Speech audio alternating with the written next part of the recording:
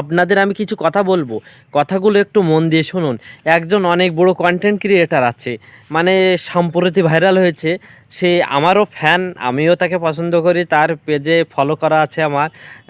কিন্তু তার একটা কথা আমার একটু মনে অনেক কষ্ট দিয়ে গেল।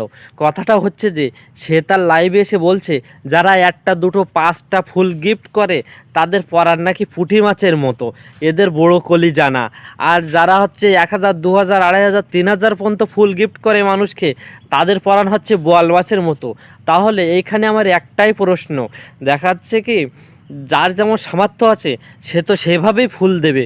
সবাই তো আর বিদেশিদের মতো 1000 2000 3000 ফুলের ভালোবাসা দিয়ে পারে না। যার এক মাসে 500 ফুল কেনার সামর্থ্য আছে সে কি 500 ফুল ওই একজনেরই দিয়ে দেবে?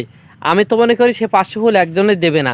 কারণ ভালো তো আমরা কন্টেন্ট ক্রিয়েটাররা সবাইকে বাসি, একজনকে তো ওইভাবে দিয়ে পারা যায় না, তার সামর্থ্যের একটা ব্যাপার আছে।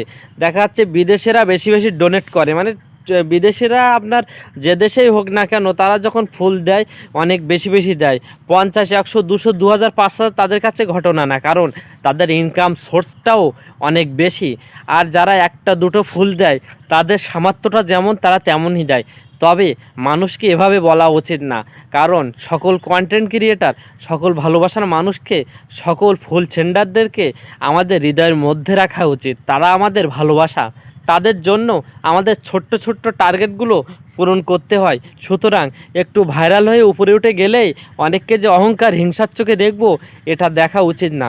সেই ব্যক্তিকে আমি বলতে চাই, আপনি যখন প্রথম ছিলেন, প্রথম যখন আপনার স্টার সেটআপের অপশান আসছিল, তখন কিন্তু আপনাকে ওই বড় বড় ব্যক্তিরা আপনার পাশে ছিল না। আপনি ভাইরাল হচ্ছেন তাই তাদের স্বার্থের জন্য সে আপনাদের ফুল দিচ্ছে, অনেক অনেক ফুল দিচ্ছে, তাই বলে ছোটোদেরকে কেন অবহেলা করবেন?